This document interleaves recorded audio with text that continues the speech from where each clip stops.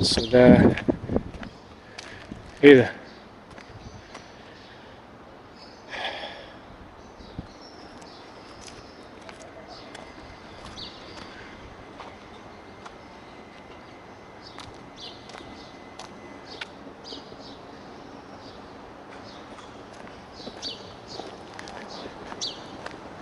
الجزيرة جميلة وتستحق الزيارة يا جماعة. أنا لسه طبعا ما استكشفتش أي حاجة، يعني يا دوبك لسه داخل من قيمة حوالي مثلا ربع ساعة.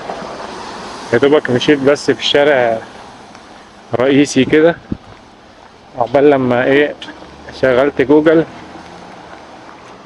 وعرفت الطريق المؤدي ادي مسجد الإمام علي بطاروت. أنا نفسي أعيش في الجزيرة دي والله برضه.